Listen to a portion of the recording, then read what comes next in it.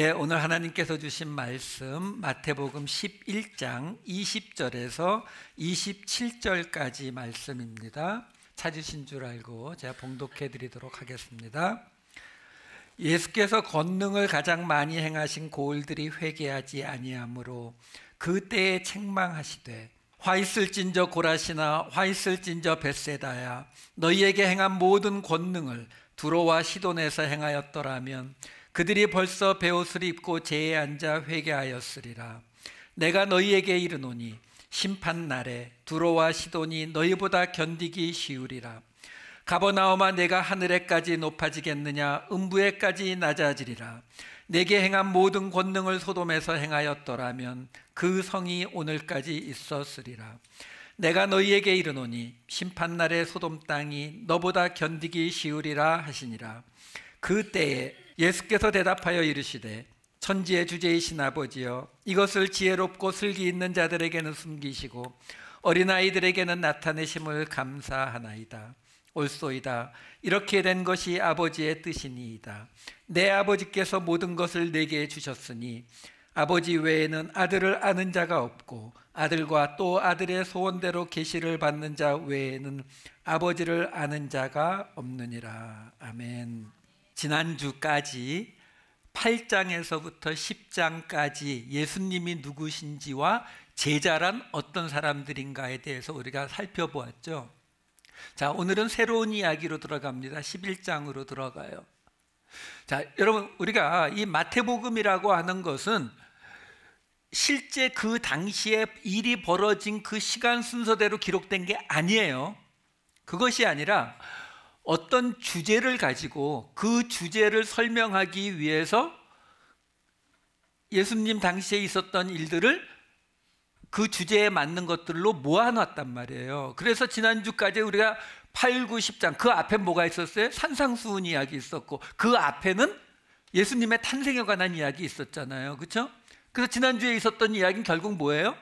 예수님이 누구신가를 3번에 걸쳐서 이야기했고 그거에 따라서 또 제자는 어떤 사람인가를 이야기했잖아요. 근데 그 제자 마지막에 12제자 이야기가 뭘로 끝났어요? 처음부터 끝까지 너희 고난받을 거야, 너희 어려울 거야, 힘들 거야 이 이야기하다 끝났잖아요. 그러면 지난주에 보았던 그 8, 9, 10장 전체를 우리가 한마디로 말하면 뭐예요? 예수님의 제자 되려면 고난밖에 오는 게 없기 때문에 근데 그 고난을 어떻게 감당할 수 있다고요? 예수님이 누구신지를 알아야 감당할 수 있다고요. 우리가 믿는 그 예수님이 하나님이시고 죄를 사하여 주시는 그 메시아라는 게 믿어져야 그 고난의 자리, 제자의 자리를 갈 수 있다. 이게 8, 9, 10장의 주제였다고요. 그러니까 여러분이라고 생각해 보세요. 여러분이라면 내가 알고 있는 이 믿음에 관한 이야기들 중에서 자, 예수님이 누구신지 제자가 어떤 사람인지를 설명했어요. 그럼 그 다음에 어떤 이야기를 하겠느냐라는 거죠. 힌트는 계속 뭐예요? 이 이야기를 듣는 건 유대인들이다라는 힌트죠. 자, 그 힌트를 가지고 오늘 이야기는 지금 11장 전체를 설명합니다. 11장 시작에서 무슨 이야기가 나오냐면은 세례 요한이 감옥에 갇힌 상태예요. 지금 감옥에서 제자들을 예수님에게 보내서 묻습니다. 당신이 우리가 기다리는 그 사람 메시아 맞습니까? 라고 물어요. 전에 설명드렸잖아요. 왜? 메시아, 구원자, 갇힌 자를 자유롭게 하는 자. 그러면 메시아로 오신 거 맞으면 나부터 꺼내주세요. 나 지금 감옥에 있어요. 이 이야기하고 있는 거거든요. 예수님이 뭐라고 대답합니까? 이사야서에 나오는 것처럼 이렇게 대답하시잖아요. 이사야서를 그대로 인용하셔가지고 맹인이 보고 못 걷는 사람이 걷고 나병 환자가 깨끗하면 이 이야기하는 메시아 맞다라고 설명하시는 거거든요. 그러니까 그 말을 듣고 요한의 제자들은 요한에게 보고하러 갔어요. 요한에게 보고하러 제자들이 떠나는 걸 보면서 예수님이 뭐라고 이야기하시냐면은 그들이 떠남에 7절에 7, 8, 9절을 함께 볼게요. 7, 8, 9절에 보시게 되면 그들이 요한의 제자들이 떠나갔어요. 그러니까 예수님이 뭐라고 말씀하시냐면은 나머지 모여있는 그 무리들에게 요한에 대해서 지금 말씀하시는 거예요. 너희가 무엇을 보려고 광야에 나갔더냐. 그 사람들이 누구였다는 거예요? 그 요한이 요단강가에서 세례 줄 때에 그때 거기 쫓아갔던 그 사람들인 거거든요. 그러니까 그 사람들에게 묻는 거예요. 너희가 그 요단 광야에 뭐 하러 갔었니? 갈대처럼 그냥 그 바람에 흔들리는 갈대처럼 나갔느냐? 너희가 그 광야에 뭘 보려고 나갔느냐라고 물으면서 뭐라고 얘기해요? 부드러운 옷 입은 사람이야? 근데 그 사람은 왕궁에 있는데 그러면 어찌해서 나갔어? 선지자를 보기 위해서 나갔어? 그래, 선지자. 지금 이게 무슨 얘기를 하고 있는 거냐면요, 이스라엘에서 지금 요한은 어떤 사람이에요? 세례 요한은 어쨌든 요즘식으로 말하면 뜬 사람이에요. 유튜브 스타 뭐 이런 사람이란 말이에요. 그러니까 사람들이 그 사람에게 몰렸던 사람, 다시 말해서 그 당시에 어쨌든 지도자고 유명한 사람이에요. 그러면 이스라엘에서 지도자는 누가 있어요? 세 사람 있잖아요. 왕, 제사장, 선지자. 그렇죠? 근데 제사장은 일찌감치 제외됩니다. 왜? 요한이 레위 지파였을 확률이 전혀 없거든요. 예수님과 친척이었을 확률이 있기 때문에 유다 지파일 확률이 제일 높아요. 그리고 제사장은 어디 있어요? 성전. 그러니까 광야하고 아무 상관이 없다고요. 그럼 그 다음에는요, 왕.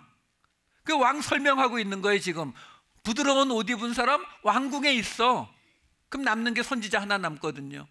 얘기하는 거죠. 너희가 지금 광야에 나간 이유가 뭐야? 광야에 나갔다라는 거는 왕도 아니고 제사장도 아니고 선지자 보러 간 거네. 그러니까 너희 선지자 보러 나간 게 맞다. 근데 이 세례 요한은 선지자를 보러 나간 선지자가 맞는데 선지자보다 더 나은 자니라, 이렇게 말하고 있어요. 선지자보다 더 나은 자다. 자, 여기에 이 낫다라고 더 낫다라는 이 페리소스라고 하는 게 무슨 뜻이냐면 초과하다라는 뜻이에요. 초과하다. 그러니까 더 정확히 그 의미를 보면은 선지자의 그 레벨을 더 초과하는 존재다라고 지금 설명하고 있는 거거든요. 근데 여기서 중요한 건 뭐냐면 선지자보다 선지자 레벨을 더 넘어가는 사람이다. 쉽게 말하면 지금 과거에 있었던 그 많은 선지자들과 세례 요한을 비교하고 있어요. 그렇죠? 더 낫다라고 이야기하잖아요. 더 낫다. 그러면 그 다음에 이어지는 10절 11절 말씀을 보아도 이 경향이 뚜렷하게 나타납니다. 뭐라고 하냐면 기록된 바 하면서 내가 내 사자를 내 앞에 보내노니 내 길을 내 앞에 준비하리라 하신 것이 이 요한에 관한 말씀이라고 예수님이 얘기하시는데, 이 10절 말씀은 말라기서를 인용한 거예요. 그건 조금 이따 보여드릴게요. 근데 이 10절 11절 말씀 연결해 보면 뭐라고 나오냐면 여기서도 그 세례 요한에 대해서 설명하면서 그가 말라기서에 예언된 바로 그 사람이야 라고 하면서 11절에 뭐라고 나오냐면 여자가 낳은 자 중에 세례 요한보다 큰 사람이 없대요. 그 얘기는 그럼 지금 예수님이 세례 요한을 정점으로 두고 여자가 낳은 중에 세례 요한보다 큰 사람이 없다. 또 비교하고 있잖아요. 비교. 그렇죠? 누구하고요? 그 전에 있었던 우리도 다 아는 아브라함, 이삭, 야곱, 모세, 다윗, 그 모든 믿음의 모든 사람들을 예수님이 한 방에 그냥 다 별거 아니야. 세례 요한이 제일 커. 또 비교하고 있잖아요. 그러면서 근데 천국에서는 극히 작은 자라도 그보다 클 거야. 천국에서는 극히 작은 자보다 극히 작은 자가 세례 요한보다 더 크다. 그 얘기는 뭐냐면 지금 예수님이 말씀하시는 그 천국에 있는 어떤 사람도 아브라함, 이삭, 모세, 다윗보다 더 크다. 자, 이 정도 되면 이제 이 11장 전체에서 지금 이야기하고자 하는 주제가 뭔지 감이 잡히셔야 돼요. 무슨 얘기예요? 지금 이 이야기의 앞부분에 해당되는 이 7절부터 지금 11절까지 보는데 여기서 계속 이야기하고 있는 게 뭐예요? 지금 세례 요한을 이야기하면서 그 전에 있던 모든 사람들보다 더 크다. 더 크다. 비교하고 있단 말이에요. 뭘 비교하고 있어요? 결국 무슨 얘기예요? 11장은 율법과 복음, 구약과 신약을 비교하는 이야기가 나오는 거예요. 예수님이 누구신지, 제자가 어떤 사람인지를 이야기하고 나서 그 다음에 자, 이제 유대인들에게 이야기하는 거예요. 예수님이 누구신지 알겠지? 그럼 그 제자는 어떤 사람들이 되는지 알겠지? 자, 그러면 이제 너희가 지금 믿고 있는 그 구약 율법과 예수 그리스도의 복음을 비교해 줄게. 이 이야기가 지금 이 11장에 나와요. 제가 이 주제를 먼저 이렇게 말씀드리는 이유가 바로 이어지는 12절 말씀이 굉장히 난해한 구절입니다. 2절 말씀이 어떻게 되냐면 예수님이 이렇게 말씀하세요. 이어지면서 세례 요한의 때부터 지금까지 천국은 침노를 당하나니 침노하는 자는 빼앗느니라. 이게 지금 무슨 말 같으세요? 지금 세례 요한의 때로부터 지금까지, 세례 요한의 때나 지금 예수님 말씀하시는 건 별로 차이 안 나요 지금. 근데 하여간 그 세례 요한의 때로부터 지금까지 천국이 침노를 당한대요. 그리고 침노하는 자는 뺏는데요, 그 천국을.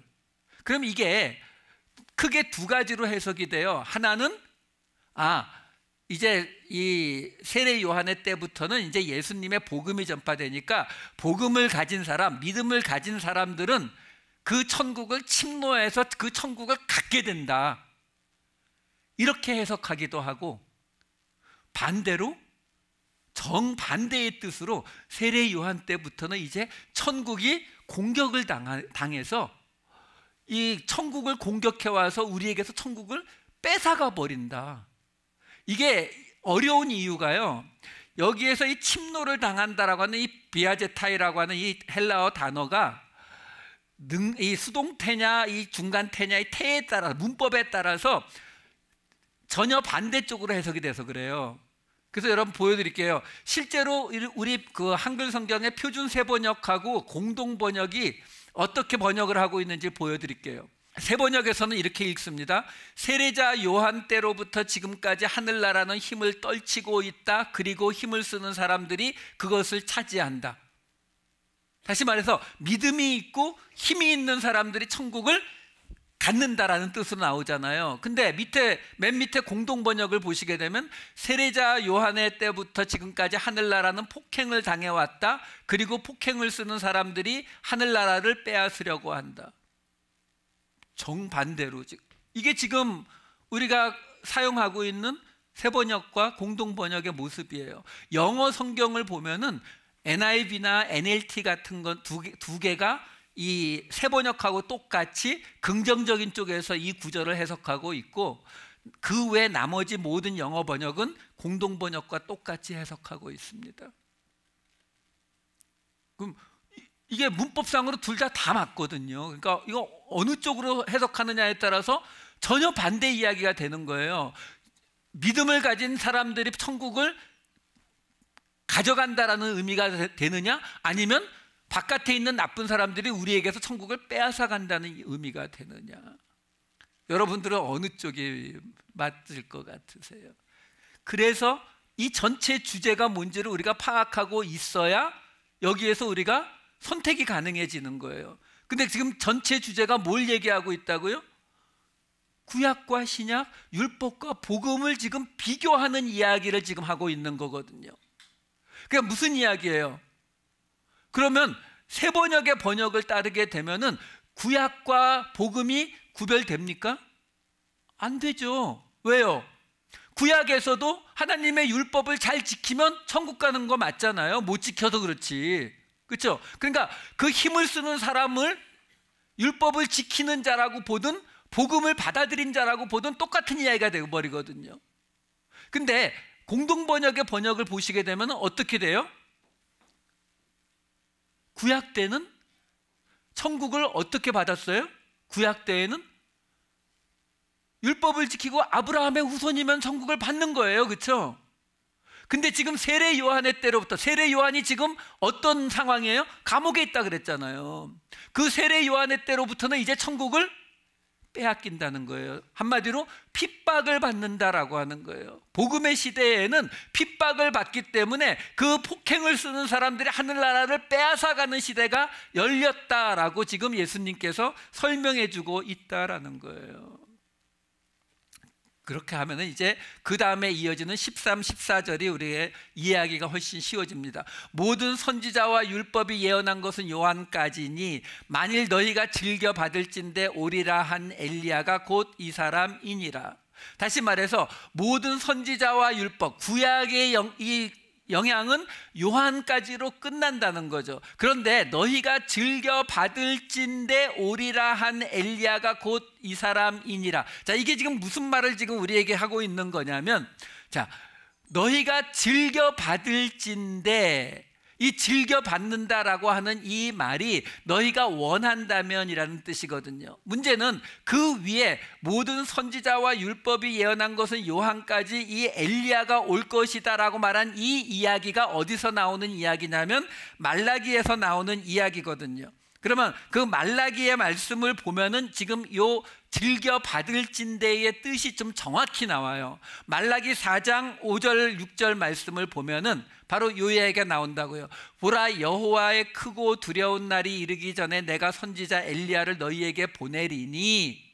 선지자 엘리야가 보내진다고 하잖아요. 근데 그 엘리야가 오면 어떤 일이 생긴다고 하냐면 아버지의 마음을 자녀에게로, 자녀들의 마음을 아버지에게로 돌이키게 하리라, 이렇게 말씀하신다고요. 자, 다시 아까 13, 14절을 보시게 되면 선지자와 율법이 예언한 건 요한으로 끝났다. 구약시대는 끝났는데 너희가 즐겨 받을진대, 너희가 이 원어를 보면은 너희가 원한다면이란 뜻이거든요. 그럼 뭘 원한다는 거예요? 뭘? 다시 말해서 아버지, 하나님의 마음, 하나님을 아는 것이 하나님의 마음이 내 자녀의 마음이 되고 자녀의 마음을 돌이켜서 다시 자녀가 마음을 돌이켜서 하나님께로 가는 것. 다시 말해서 내가 그냥 있는 게 아니라, 여러분 이 부분이 그냥 있는 게 아니라 내가 하나님께로 돌이키고 하나님이 내게로 다시 얼굴을 돌려주시는 거, 내가 하나님 앞에 나가기를 원한다면 이거예요.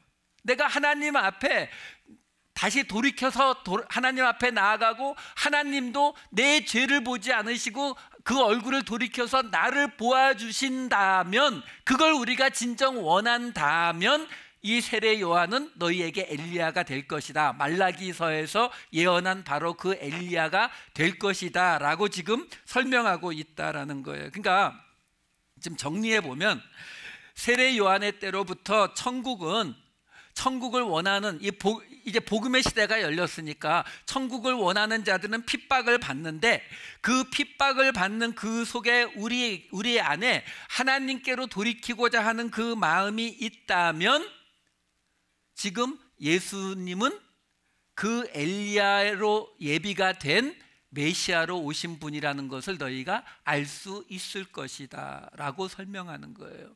이거는 우리가 이미 앞에서 이 마태복음 앞부분 4장에서 우리가 이미 한번 봤어요. 어떤 때?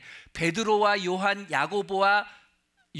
베드로와 안드레, 야고보와 요한을 부르시는 그 갈릴리 호숫가 장면에서 봤었죠. 그 갈릴리 호숫가에서 베드로와 그 네 제자를 부르는 그 장면이 어떤 이야기라고 말씀드렸어요?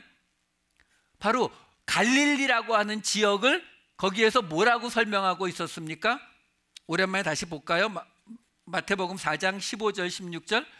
스불론 땅과 납달리 땅과 하면서 그 갈릴리여 뭐라고 했다고요? 흑암에 앉은 백성이 큰 빛을 보았고 사망의 땅과 그늘에 앉은 자들에게 빛이 빛이었다. 다시 말해서 그 베드로와 안드레, 요한과 야고보가 제자로 부름받은 것은 그들이 살고 있었던 그 갈릴리 땅이 흑암의 자리고 사망의 자리고 그늘의 자리였기 때문에 그들이 빛을 보기를 원하고 있었다면, 이 말을 지금 조금 전에 말로 설명하면은 그들이 자기가 있는 곳이 죽음의 자리고 사망의 자리라는 걸 알기 때문에 내가 이렇게 되면은 죽을 수밖에 없기 때문에 내가 하나님께로 돌이키고 하나님의 얼굴이 내게로 돌아오기를 원한다면, 그러면 지금 내 앞에 있는 예수 그리스도가 바로 내가 기다리던 메시아다. 이거 설명해 주고 있는 거예요.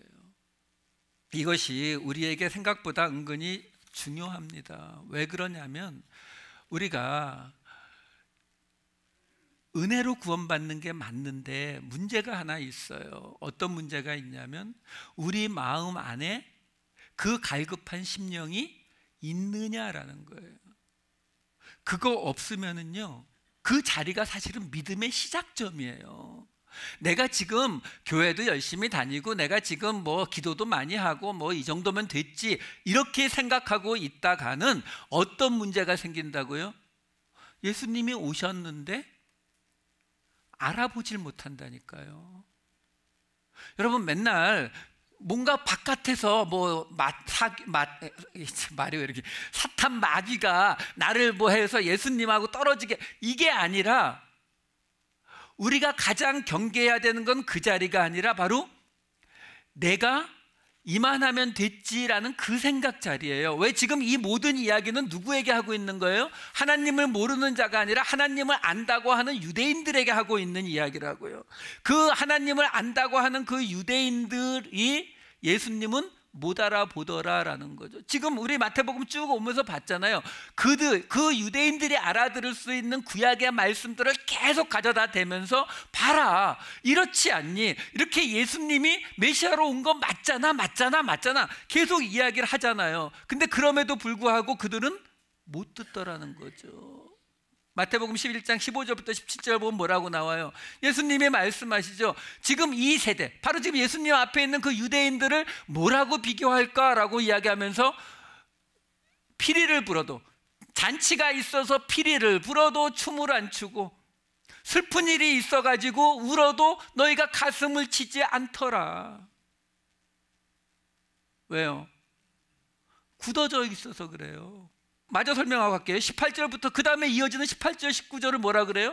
요한이 와서 먹지도 마시도, 그러니까 요즘식으로 말하면 매일 막 몇 시간씩 기도하고 하나님 앞에 막 매달리고 교회에서 하루 종일 일주일 내내 살고, 그랬더니 뭐라고 했다고요? 귀신 들렸다라고 하고.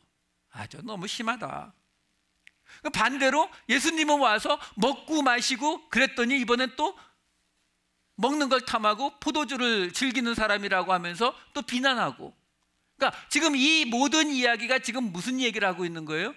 하나님이 아무리 그 증거를 갖다 들이대 줘도, 아무리 이야기를 해도 애초부터 마음이 닫혀 있는 거예요. 하나님을 믿는다고 하면서 메시아를 기다리고 있었어요. 유대인들은요, 그냥 막연히 살아가던 사람들이 아니라 우리를 구원할 메시아가 언제 올까 하고 있으면서도 사실은 그들의 삶은 뭐 이만하면 됐지 뭐, 그렇죠? 우리 잘 알고 있는 그 도스토옙스키 그 소설에 보면은 어느 날 그 교회에 예수님이 오십니다. 그러니까 어떻게 해요? 예수님 밑에 지하 감방에 잠시 가둬두고 예배 다 마치고 나서 사람들 다 보내고 나서 내려가서 이야기해요. 뭐라고 이야기하냐면 지금 교회 잘 돌아가고 있고 성도들 열심히 신앙생활 하고 있는데 지금 왜 오셔서 지금 말썽을 일으키시려고 하냐고, 빨리 가시라고. 그 이야기하고 있는 거예요. 지금 유대인들에게 너희들이 그렇게 바라고 있던 메시아가 왔다라고 설명을 함에도 불구하고 아무리 피리를 불어도 아무리 슬피 울어도 애초부터 마음 닫고 있더라라는 거죠. 자, 그러면서 이제 오늘 읽은 본문으로 들어갑니다. 20절부터 24절 말씀에 보면은 이제 예수님이 뭐라고 이야기하시냐면은 권능을 가장 많이 행하신 고을들이 회개하지 아니함으로. 여기서 권능이라는 게 바로 두나미스, 다이나마이트, 다이나믹, 힘이란 뜻이에요. 능력이란 뜻이라고요. 그러니까 다시 말해서 많은 성경이 대부분 미러클로 번역합니다. 기적이라고 번역해요. 예수님이 그 능력을 보이신 것들이 기적이잖아요. 그러니까 그런 일들을 예수님이 많이 행하셨다라고 얘기하죠. 근데 그 기적들을 행하는 게 그 이유가 뭐라 그랬죠? 우리 이미 앞에서 봤잖아요. 우리는 기적, 하나님 앞에 우리가 기적을 바랄 때가 있다니까요. 병에 걸려서 또는 비즈니스가 망하게 돼서 가족에 문제가 생겼을 때 우리가 하나님 앞에 기적적인 어떤 걸 바라잖아요. 그렇죠? 근데 성경은 철저하게 그 기적을 어떤 용도로 쓴다고요? 예수님이 누구신지 설명하는 데 쓰잖아요. 지금 이것도 마찬가지예요. 여러분 생각해 보세요. 지금 맨 앞에 있는 한 줄만 생각해 보세요. 예수님이 능력을 행하셨다고요. 근데 능력을 행하시면서 뭐가 안 나왔다고 책망하셨다고요? 회개요. 이 말이 안 맞잖아요. 우리가 일반적으로 생각하는 기적이 일어나게 되면은 내가 원하던 바들, 내가 지금 부족한 것들이 채워지고 이루어지는 거 생각하잖아요. 근데 성경은 지금 뭐라고요? 예수님의 기적이 일어나는 그 자리에서 뭐가 벌어진다고요? 회개가 일어나야 된다라고 말하고 있는 거죠. 왜요? 이미 보았던 그 얘기 반복이에요. 우리가 예수님의 기적은 성경이 뭘 말했다고요? 예수님이 누구신지요. 그럼 예수님이 누구신지를 알면, 우리 봤잖아요. 하나님이시고 메시아이시고 하나님의 아들이시고, 이걸 알면요, 그러면 왜 회개가 나와야 돼요? 여러분, 이 부분 우리 다시 한번 좀 생각해 봅시다. 왜 그러냐면 예수님이 우리의 구원을 위해서 이 땅에 오셨잖아요. 이거 모르는 분 아무도 없어요. 그게 왜 우리에게 회개할 일이 되는지 생각해 보셔야 돼요. 내가 지금 예수님의 능력, 기적을 통해서 저분은 하나님이신 분이구나, 저분은 바로 그 하나님의 아들 메시아구나 알았단 말이에요. 근데 그게 왜 회개와 연결이 되냐고요. 우리가 그렇게 얘기하잖아요. 예수님께서 이 부족한 저를 위해서 이 땅에 오셔서 십자가에 죽으셨습니다 라고 말하잖아요. 그걸 다 알아요. 모르는 사람은 없어요. 근데 그게 왜 우리에게 와닿지 않는지 아세요? 이걸 좀 조금만 클리어하게, 조금 자세하게 설명해 보자고요. 쉽게 말해서 하나님이 우리를 구원하시기를 원하셨잖아요. 그렇죠? 원하셨는데, 그래서 하나님이 자, 요거 율법 지키면은 구원 받을 거야 하고 율법을 주셨단 말이죠. 그랬는데 문제는 우리가 그 시험에 페일했어요. 떨어졌어요. 그래서 할 수 없이 예수님이 오실 수밖에 없었단 말이에요. 그냥 이렇게 생각하자고요, 여러분. 그냥 너무 이렇게 그냥 거창한 거 말고, 구원이니 이런 거창한 거 말고 그냥 쉽게 설명해 드릴게요. 예를 들어서 여러분들이 집에 갔다가, 예를 들어서 이번 주 목요일 날 교회에 다시 모이기를 했어요.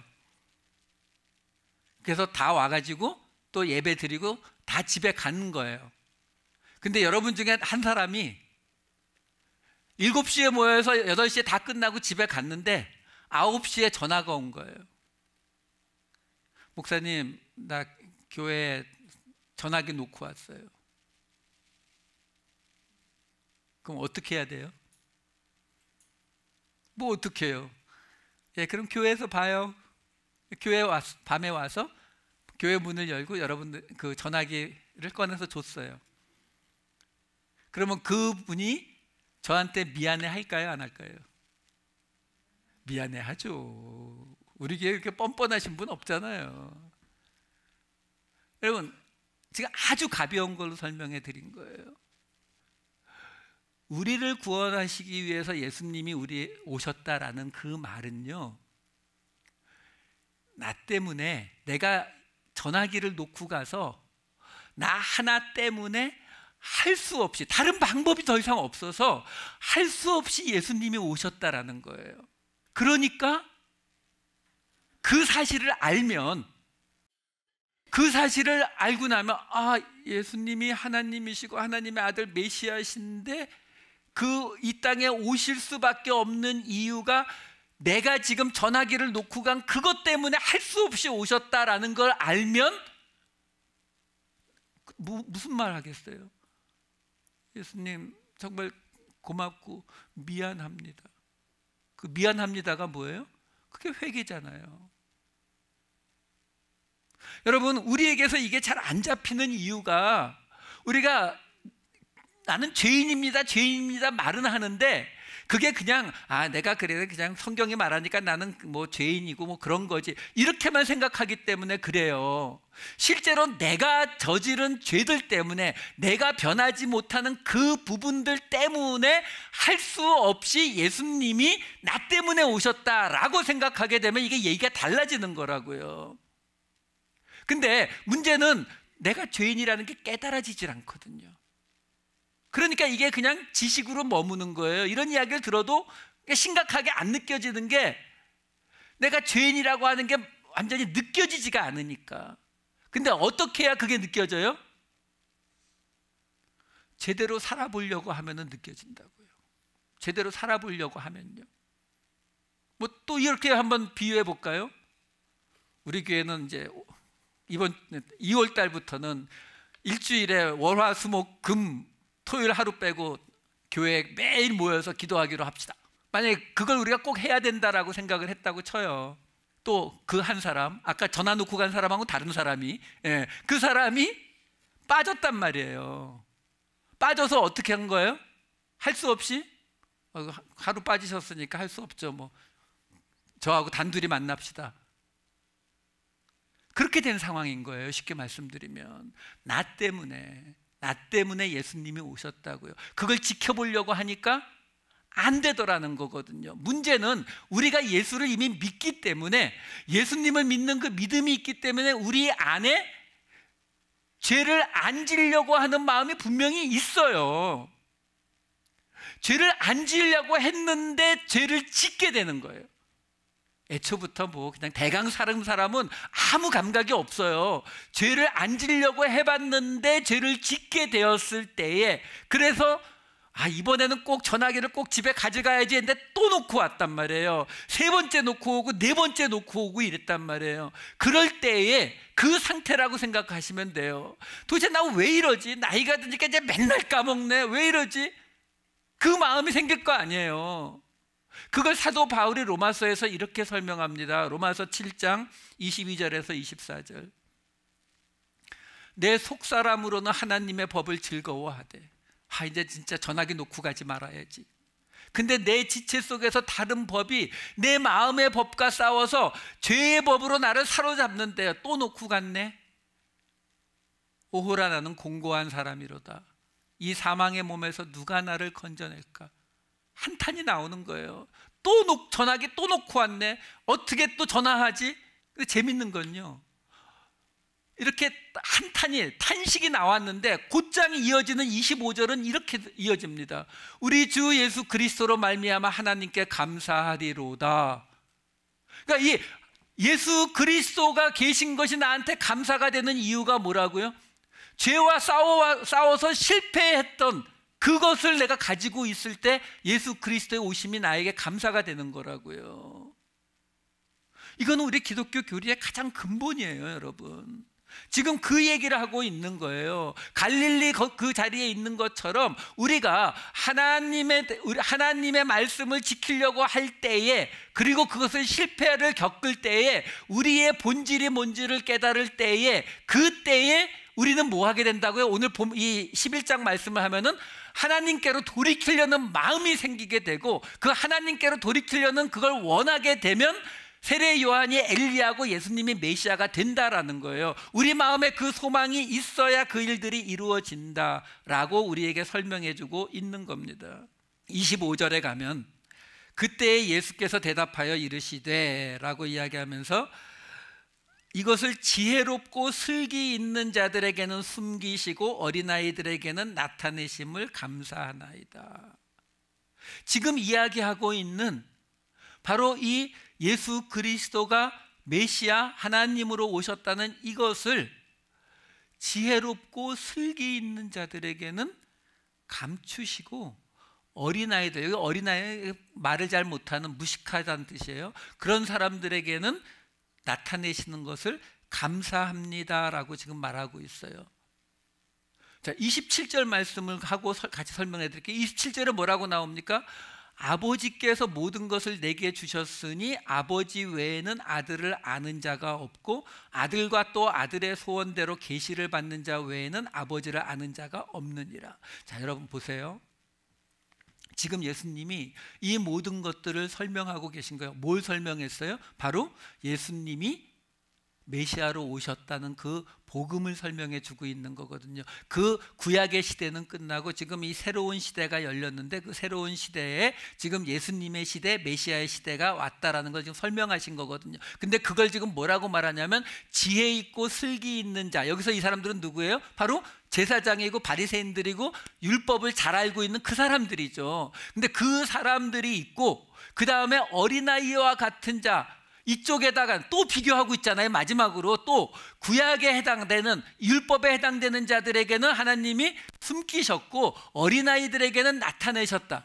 여기서 이게 어린아이라고 번역이 되어 있지만 정확한 직역의 뜻은 말을 잘 못하는, 그러니까 어린아이의 뜻도 있어요. 근데 무식한 이런 뜻이에요. 근데 왜 제가 이 말을 설명을 드리냐면은, 이 구절을 가지고 대부분 어떻게 해석이 가냐면은, 그러니까 교회에서 하나님의 말씀을 대할 때에 내 지식이 똑똑하다고 내가 많이 안다고 생각하지 말고 어린아이와 같이 순수한 마음으로, 순진한 마음으로 말씀을 받아야 된다, 이쪽으로 가버려요. 여러분, 그건 또 뭐예요?